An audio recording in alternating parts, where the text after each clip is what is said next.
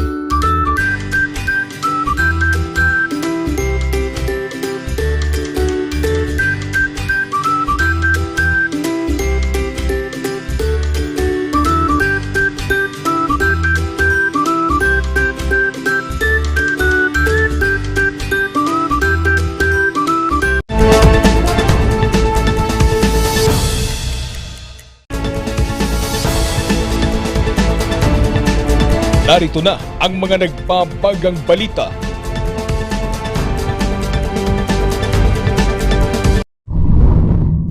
Mga person with disability at senior citizen sumailalim sa voters education.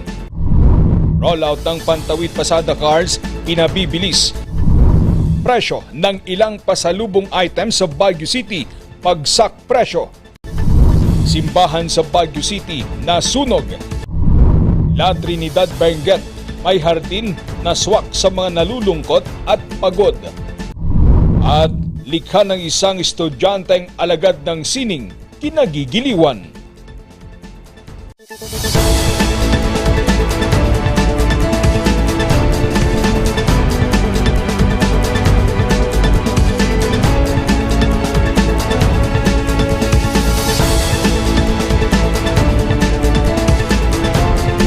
Mula sa Highland TV News Center Baguio, ito ang Zone Headlines. Naimbag Gamalem Amyanan Aluzon, hatid namin ang mga maiinit na balita.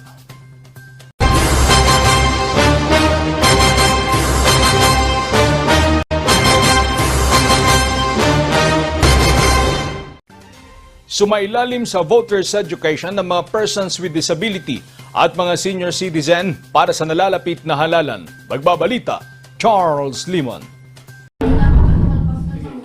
Kahit may kapansanan, desidido pa rin si Tresca na bumoto ngayong halalan. First time niyang bumoto gamit ang VCM. Ay, sa totoo lang, first time lang po. First time po. First time sa machine. Oo, sa machine. Okay lang naman, madali siya. Para ka nasa exam. Isa lang si Tresca sa mga kasama sa vulnerable sectors na tinuruan ng COMELEC sa voters education. Importante ito kasi meron tayong mga bagong resolution para ma-address yung mga pangangailangan nila pagdating ng election at kailangan nilang malaman para kung gugustuhin nila, pwede lang ma-avail on election day. Isa sa mga pwedeng i-avail ng mga ito ang staff ng mga emergency accessible polling place kung saan boboto ang mga PWD, senior citizen at mga buntis. Kailangan lang ng mga ito ang pag-fill up sa mga authorization form para sa paghingi ng assistance sa pagboboto. Sa kasagsagan ng mock voting, ang balota ni Lola Virginia hindi binasa ng VCM pero naayos din. Maganda. At least hindi madadaya yung botos. Okay lang, pinaulit naman eh. Ayon sa COMELEC, handa naman sila sa anumang aberya sa darating na halalan. Yung mga electoral boards are trained to do the initial troubleshooting muna ng ating mga makina. Kung hindi nila kaya ito, meron tayong second level na troubleshooting scenario. Andyan yung ating mga DESO technical support staff. Sila yung ating train to do the actual troubleshooting. Hindi kayang i-troubleshoot ng ating DESO technical support staff. that's the only time na tatawag sila sa ating COMELEC Election Monitoring Action Center, National Technical Support Center. Sa pagboboto gamit ang VCM, papasok ang balota at aantaying basahin ito ng makina. Pagkatapos ay lalabas ang resibo. Pwede itong ikumpirma kung tugma ang mga binilugan sa balota at sa resibo. Magsasagawa pa ang COMELEC ng karagdagang voter education sa lungsod upang malaman ng mga botante ang kanilang karapatan at proseso sa pagboto sa Mayo. Charles Nicolimon para sa Luzon Headlines. Hinihikayat ng LTFRB na kunin na ang mga unclaimed pantawid pasada cards para makatulong sa mga tsuper sa Cordillera. Magbabalik sa report, Charles Limon. Malaking ginhawa sana para kay Michael ang Pantawid Pasada program ng LTFRB, pero hindi siya nakakuha nito. Wala kasi yung binigay na na card yung pinagbilhan namin ng sasakyan yung sa kanila. Kaya wala akong makukuhang Pantawid Pasada. Oo, pupunta na ng 1.5, 1.3, ganyan. Isang araw yun. Biruin mo naman yung ilang kwan yun, 63 ngayon ang kurudo.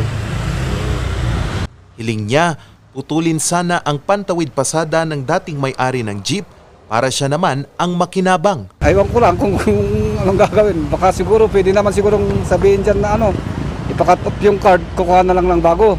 Yung dati ng problema na yung mga namatay, nasa abroad, overseas worker. And then, yung iba, nabenta na walang, hindi makita yung vendor. Nakapangalan pa sa kanya yung card kasi we based yung data sa kung sino yung authorized operator. Kasi walang transfer, di ba? Since 2016 kasi walang transfer. So kahit na nabenta, may deed of sale, pero hindi pa na transfer sa pangalan ng sino yung present owner. Sa tala ng LTFRB Cordillera, aabot sa 522 pang mga tsuper ang hindi nakakakuha ng kanilang Pantawid Pasada card. Ayon sa LTFRB, sayang dahil sa Phase 3 ng rollout ng Pantawid Pasada, aabot sa 7,200 ang makukuha ng mga tsuper para sa kanilang krudo. Inilabas na ng LTFRB Cordillera ang 17 mga gasolinahan kung saan pwedeng mag-avail ng Pantawid Pasada. 10 rito ang matatagpuan sa lungsod ng Baguio, 4 sa probinsya ng Benguet, 2 sa Abra at 1 sa Kalinga.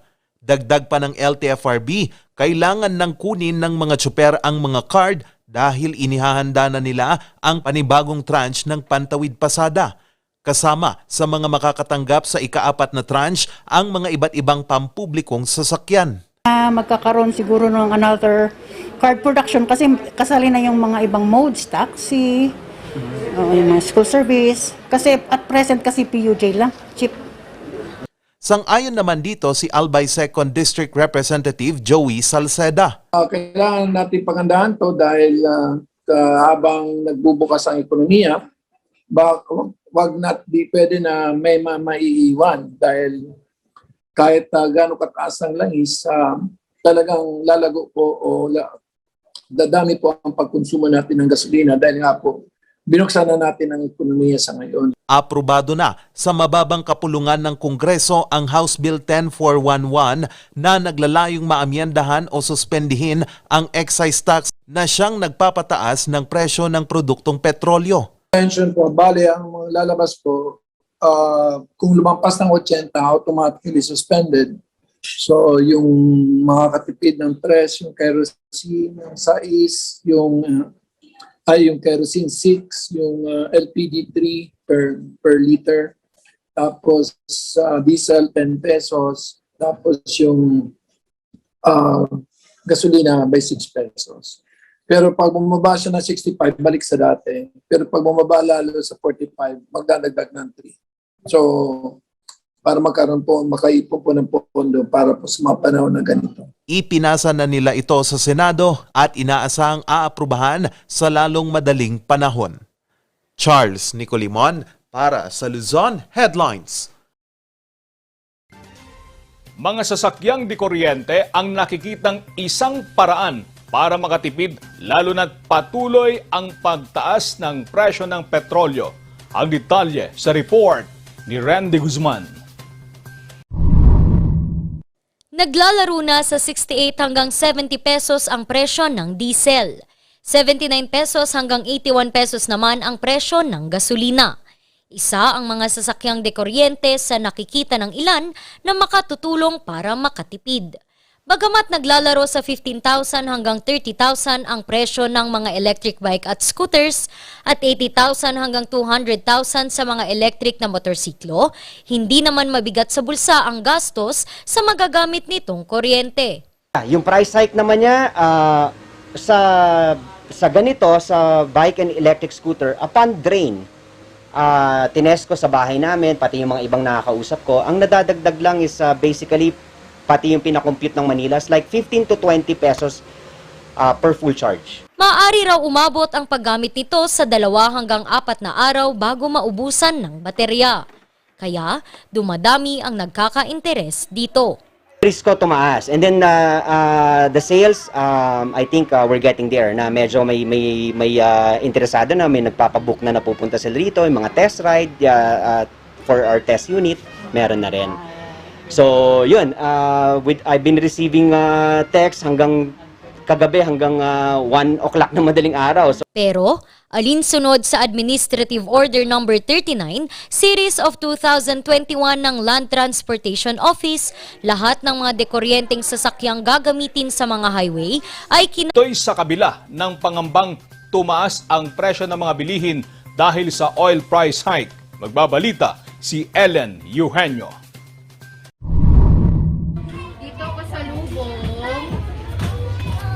Kilala ang Baguio City sa mga pasalubong items, kaya bago umuwi ang isang turista, bibili muna ng pasalubong.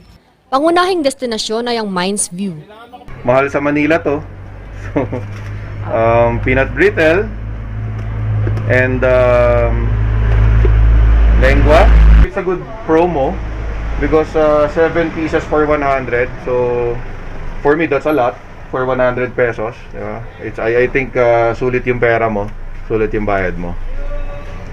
Ang pagbagsak ng presyo ng mga produkto ay estratehiya raw ng mga negosyante para mabawi ang lugi dahil sa pandemya. So, meron po yung iba, masali yung mga palapit na po expiration kasi pag lumakas ngayon, bibili ulit kami tapos biglang hihina, yun po, maaabutan po kami ng expiration date kaya binibenta na po namin ng mas mura. Pero may mga produktong hindi kayang ibagsak ang presyo. Namin mababaan kasi talagang nagmahal. Ang ginagawa na lang namin, pumapatong na lang kami ng pakonti-konti. Actually, yung mga item, yung dating nakukuha namin ng 100, pag sinupply na sa amin, nakukuha namin ng 200. So, paano namin ibibenta? So, ang ginagawa na namin, nagpapatong na lang kami ng konti para naman hindi masyadong mabigat sa namimili. Binabalaan naman ng mga negosyante na huwag pagsamantalahan ang mga turistang inaasahang aakyat sa Baguio sa selebrasyon ng Panagbanga. Ellen Eugenio para sa Luzon Headlines.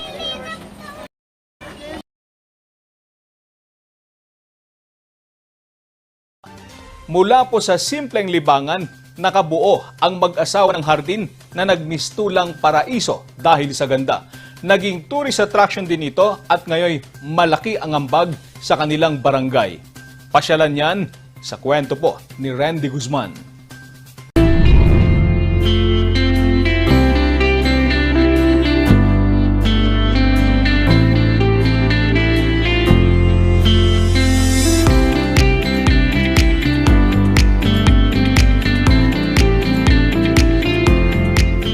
Mula sa ilang piraso lang ng rosas, aabot na sa halos 50,000 uri ng mga halaman ang tanim ng mag-asawang Marisa at Sansan sa kanilang hardin sa Barangay Alapang, La Trinidad, Benguet.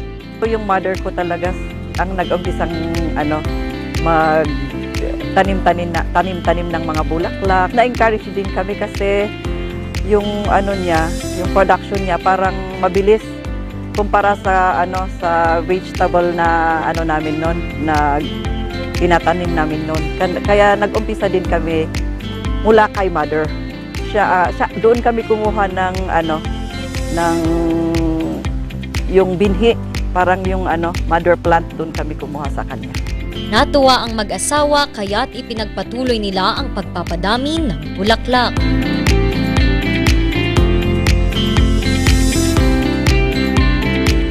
Galing pa nga sa iba't ibang lugar ang ilang binhing kanilang itinatanim.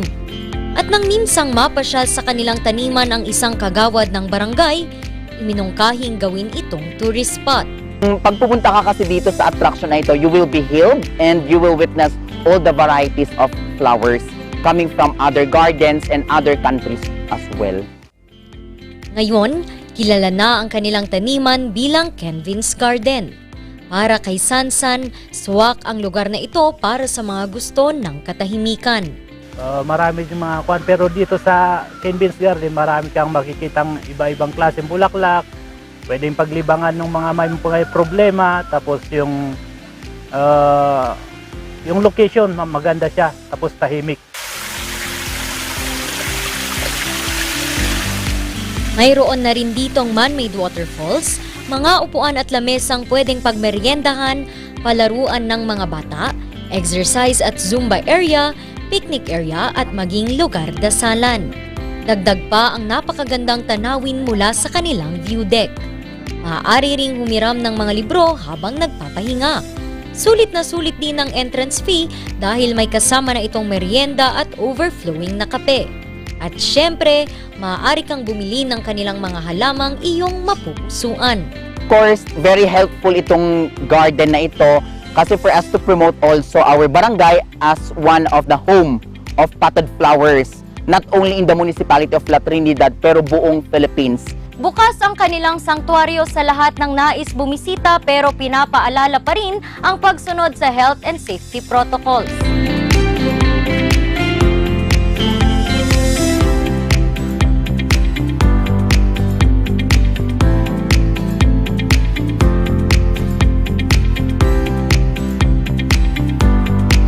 Randy Guzman para sa Luzon Headlines.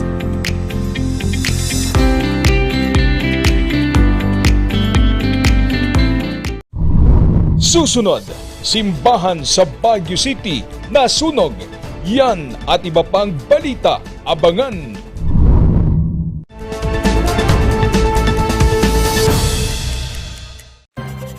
Kapag labis pong nainitan o nausukan ng mga linya, tore at mga materyales na nakakabit dito, maaaring magdulot ito ng pagkaantala sa daloy ng kuryente. Bukod sa apoy, ang usok mula sa pagsisiga ay nagiging dahilan para ma-ionize ang hangin sa paligid ng linya ng kuryente. Ang mismong hangin ay pwedeng maging konduktor ng kuryente sa pagitan ng mga kable. Ang usok ay maaaring daluyan ng kuryente papuntang lupa at maging sanhi ng brownout. Ang paalalang ito ay mula po sa NGCP.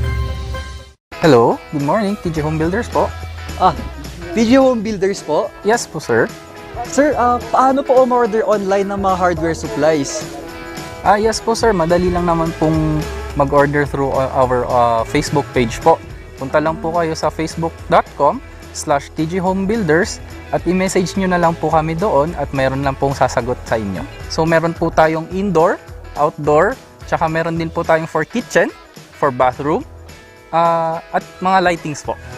Sir, ang TG Home Builders po ay isang tindahan na nag-o-offer po ng mga finishing material. Easy to install at mas makakatipid po sila ng oras at sa pera po nila. Mas concentrated po kami sa mga modern materials. TG Home Builders! We turn houses into homes! The Baguio Country Club, the first and only 5-star mountain resort in the Philippines, is fully equipped and ready to welcome you back. The club has thoroughly worked on adapting to the new normal. The usage of any of the facilities and amenities of the club is governed with specific rules, regulations, and procedures in accordance to the medical, physical distancing, and disinfecting protocols. And as you return back here to your second home and make new memories with us, we assure you that at the Baguio Country Club, you do not have to worry because we can assure you that the club continuously puts great importance to the health, safety, and wellness of its members, guests, and employees.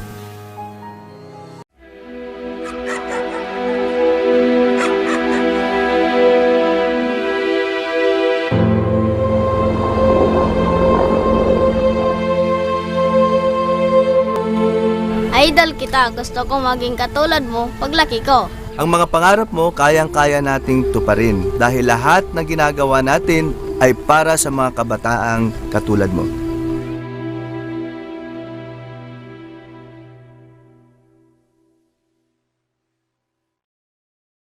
Sa milk tea ng batang 90s, tara't atin ang i-try. Ang batang 90s milk tea, di ka magsisisi, promise. Sa milk tea ng batang 90s. Coronavirus. Dahil dito, may mga bagay na hindi mo na magagawa. Ngunit, may katuwang ka. PDA or Pau de Arco Herbal Capsule na may antiviral quercetin at immunity booster. Mag-PDA or Pau de Arco Herbal Capsule araw-araw para iwas sakit, iwas virus.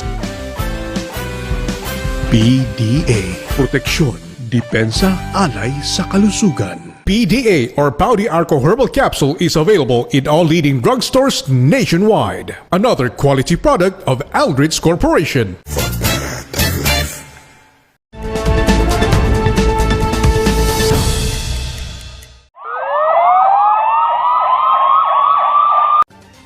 Sa police report, tinupok ng apoy ang isang simbahan sa Baguio City. Magbabalita, Ran de Guzman. Halos maabo ang Lutheran Church sa Puruktu, Barangay Gibraltar, Baguio City na pinamumunuan ni Pastor Felipe Ejican matapos masunog. Ayon sa BCPO Station 3, pasado alas 11:30 raw ng gabi noong March 8, isang concerned citizen ang nag-report sa kanila tungkol sa nangyayaring sunog. Agad naman nila itong itinawag sa Bureau of Fire Protection, Baguio City. Nung nag-respondan din na po kami, napunta kami sa person, fully developed na po yung stage ng apoy. Kahit yung bubungan ay talagang nag-aapoy na. Sa kanilang investigasyon, nagsusunog daw ng kahoy sa chimenea ang caretaker ng simbahan. Parang accidentally, yung fireplace na may chimney, siguro ano siya ng kahoy doon. Biglang nasubrahan siguro yung kahoy na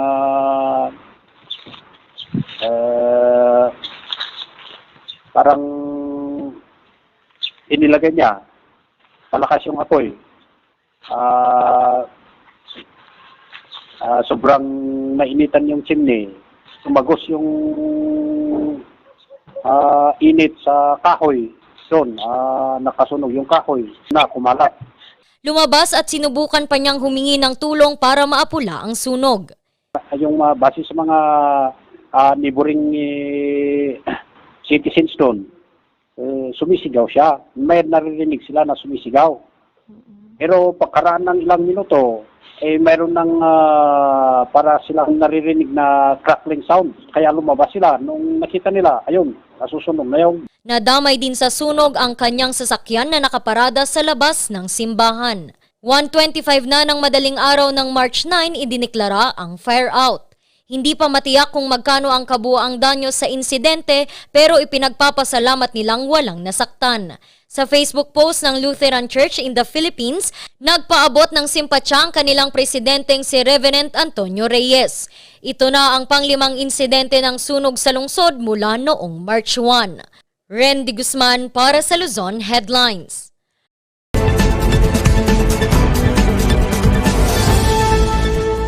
Naririnig natin ang writ of habeas corpus. No? Sa habeas corpus, literally Latin word for produce the body.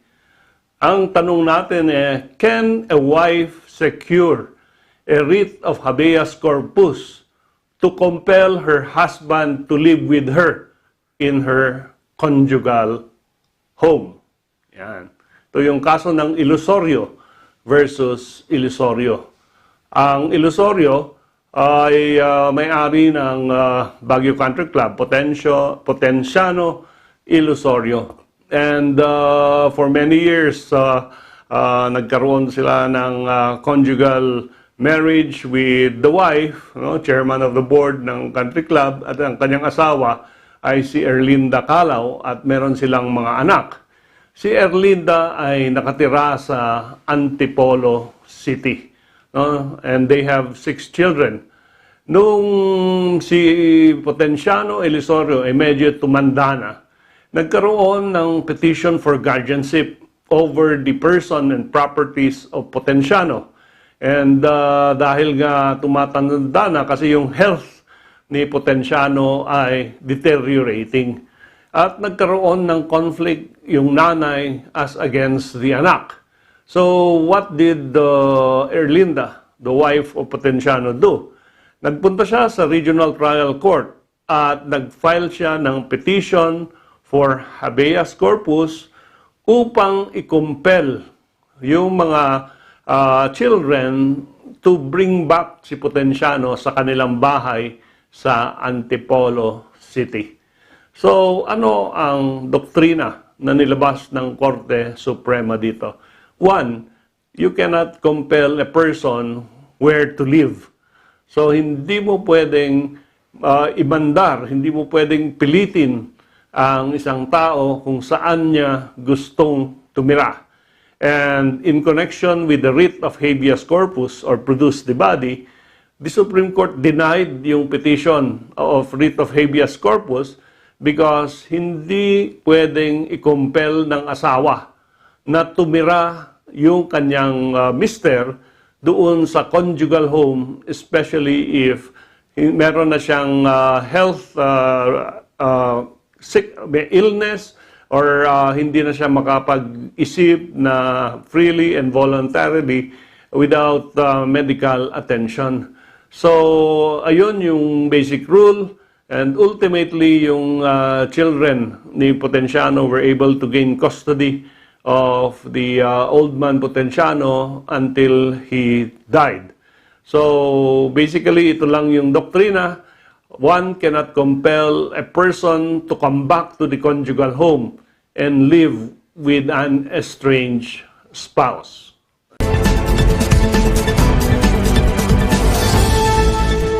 Ang bahaging ito ay hatid sa inyo ng Pines Estate and Gaming Corporation. Likha ng isang estudyante, labis na kinagigiliwan. Ang kwento, susunod na.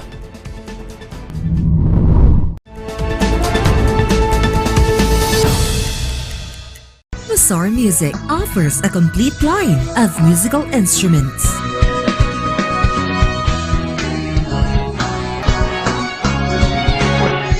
Mazar Music, Baguio's pioneer in online music and art lessons.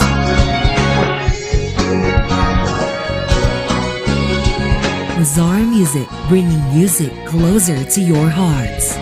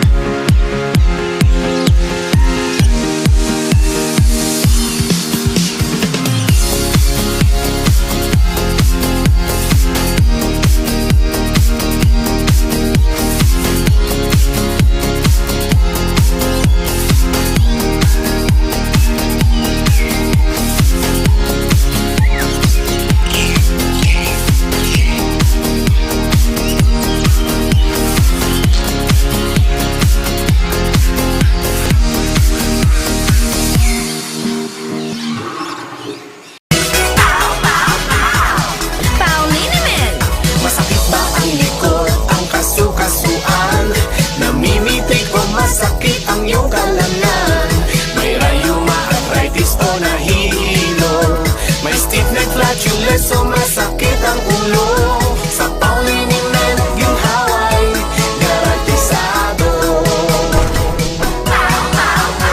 Paulinimen, isang pahid ka lang. Dahil walang out sa PAW!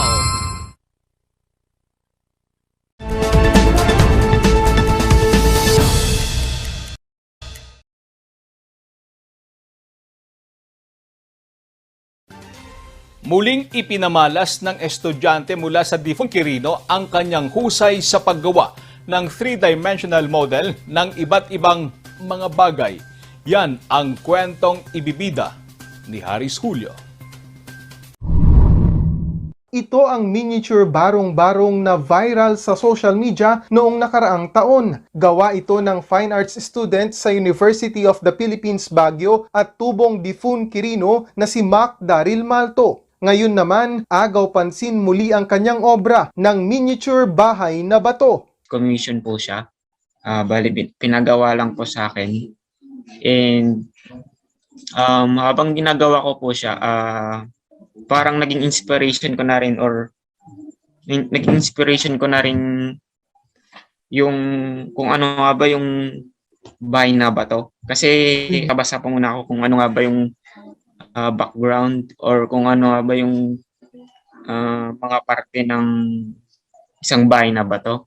Umabot ng halos 2 linggo ang paggawa ni Mac Daryl ng miniature bahay na bato. Meron itong haba na 11 inches, lapad na 12 inches at taas na 8 inches. Gawa naman ito sa mga materyales tulad ng foam board, plywood, karton, cardboard, clay, acrylic paint, tela, mga pandikit at iba pa. Detalyadong-detalyado hanggang sa loob kung saan meron din maliliit na mga kasangkapan. Meron din mini kalendaryo at mini portrait sa dingding. Nahirapan po ako kasi lalo na dun sa pagkakat ng mga materyales. Kasi may mga materyales po akong yung mga matitigas gaya ng mga kahoy. Nagkaroon po ako ng realization. Kumbaga, nainganyo po akong tanggapin yung commission na to kasi para ma-experience ko rin yung na-experience ng mga masisipag nating inhinyero, mga arkitekto, tsaka mga karpintero. Kung gaano kahirap yung kanilang ginagawa, lalong-lalo na sa paggawa ng mga detalyadong mga bagay. Malaki yung ating mga manggagawang, lalo na mga manggagawang Pilipino. Layon ni Mac Daryl na ipamalas ang mayamang tradisyon ng mga Pilipino. Ito po ay mga impluensya ng iba't ibang lahi. Gaya ng mga Espanyol at mga Chino. Yung the way ng paggawa ng mga Pilipino ng isang bahay na bato is napaka-creative kasi naalam nila kung paano paghalo-haluin or maging kombinasyon yung iba't ibang impluwensya ng iba't ibang tao or lahi sa isang struktura. At doon ako na-amaze kasi yung the way nga nung the way mag-isip ang mga Pilipino noon. And yung ganitong bagay, mga ganitong uri ng mga bahay ay dapat pagyamanin natin at i-preserba pa. Umaasa rin si Mac Daryl na maging daan ang kanyang obra para higit pang pahalagahan ng mga kabataan ngayon ang importansya ng sining at magbigay inspirasyon sa mga hinahasa ang kanilang talento. Haris Julio para sa Luzon Headlines. At yan ang mga balitang nakalap ngayong araw. Maraming salamat at muli magandang gabi po sa ating lahat.